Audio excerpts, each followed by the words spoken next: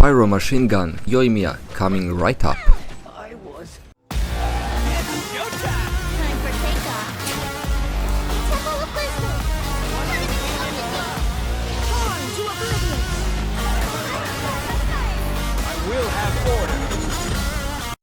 Hello everyone and welcome back to the guide series.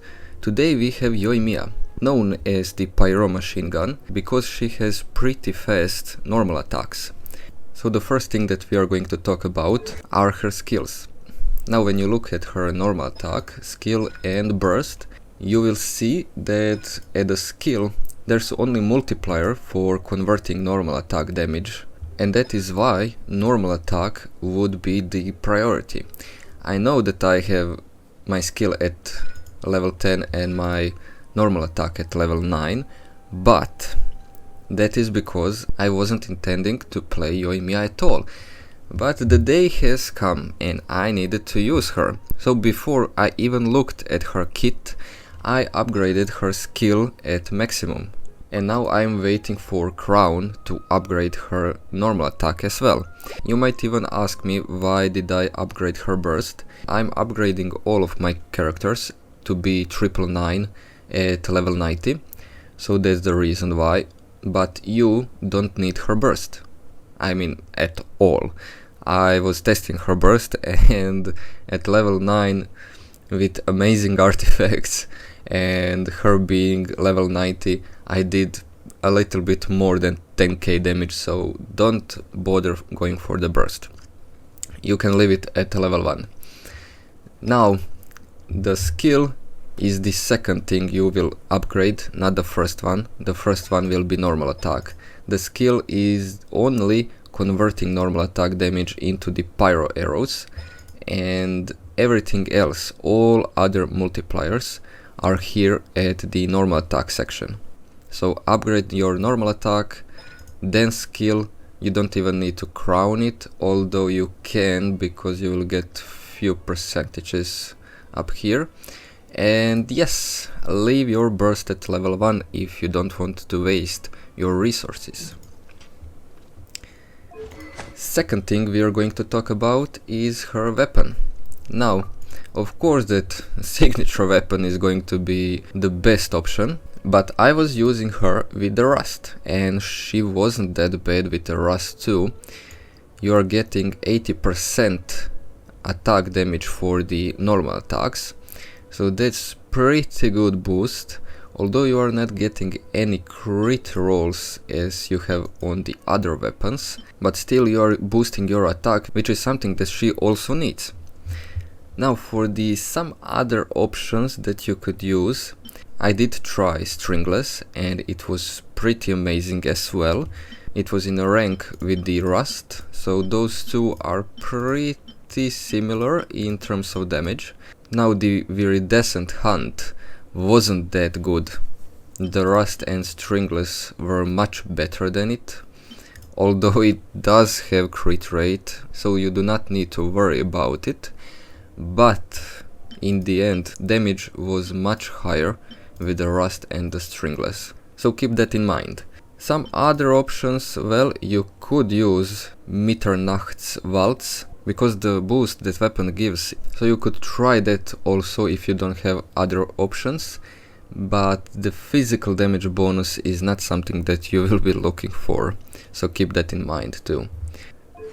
Next thing that we'll talk about are her artifacts. Of course, Shimenava should be the best option for Yoimiya, and yes, I'm using it right now. I have few amazing artifacts like this flower and this feather. 17% crit rate on both of them. Although we saw in the last episode how bad my emblem luck is, but when it comes to Shimenava, I'm actually pretty lucky. Now, that is a problem because I need Shimenava only on one character and I need emblem on 5 different characters, so it will be a tricky journey. Now, for the sand. Well, I did put Elemental Mastery on her because you will use her to vape or melt or even with Dendro reactions. I don't know what you prefer, but Elemental Mastery is something that you should go for. Of course, I did try her with the attack too, but if you are using Vape or Melt or any other reaction, then definitely go for the Elemental Mastery. Now this artifact is pretty okay, nothing too special, but still good. Now, for the goblet, of course you're going for the Pyro one, because there are not other options. The attack goblet is not even near to the Pyro one, so be sure to farm for a good Pyro damage goblet. And the last thing, you guessed it, crit circlet. When it comes to Yoimiya, there is not other option for the circlet, because Yoimiya is strictly going for the crit rolls. The attack and elemental mastery substats are something that you will look after you get enough crit rate and crit damage. So don't even bother looking for something else if you don't have enough crit rate or crit damage. The last thing that we are going to talk about are her constellations. And now, before we even begin, I will say that you do not need her constellations.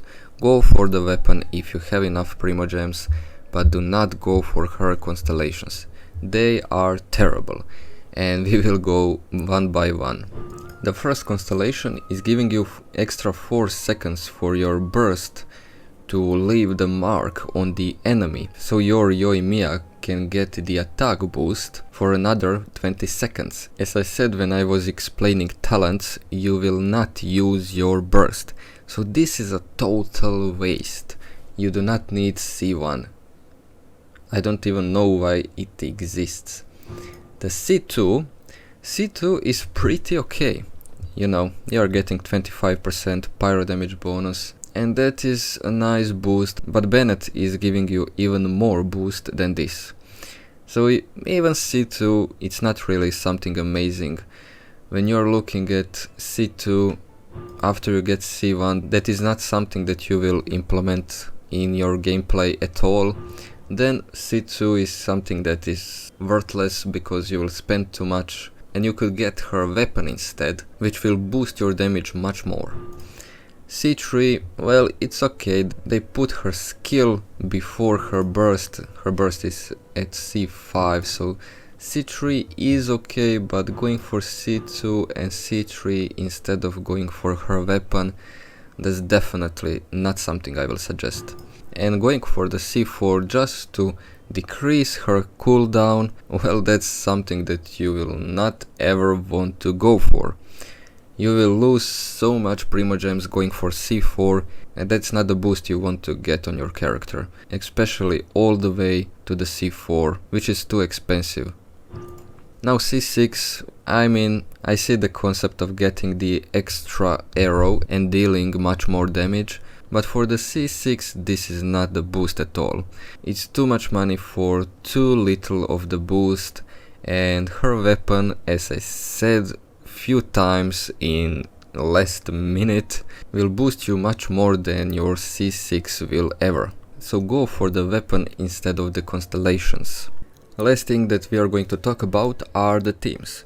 When I was doing showcase video, I came to the conclusion that the Vape team with the Mona, especially Mona in a team, is going to be the best one. Although the Melt team is going to provide you with more damage, but in the end the Mona's boost is giving you enough damage to be close what you are getting from Melt. Of course you can try my Melt team. I was using Ganyu and Rosaria. Rosaria because I will get more crit rate because of her burst, and Ganyu because her burst is actually applying a lot of cryo. And now there are other teams that you can use with Zhongli, because yes, the bow characters are pretty hard sometimes to handle, and the reason is because you need to dodge too much. But there's other thing, Zhongli, especially if his pillar is going to be in the way, well, you're not going to get Melt or Vape or anything else. You could go only for Monopyro at that point.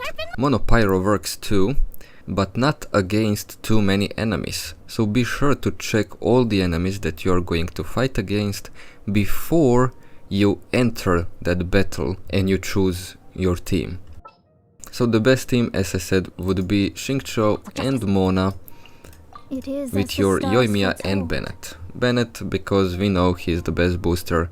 Xingqiu's burst is pretty okay, and Mona's skill and burst will boost your Yoimiya maybe even more than these two, so be sure to try this team out if you have your Mona built. My Mona, I think she's not even built. She's missing few artifacts and her talents are not even close to the maximum.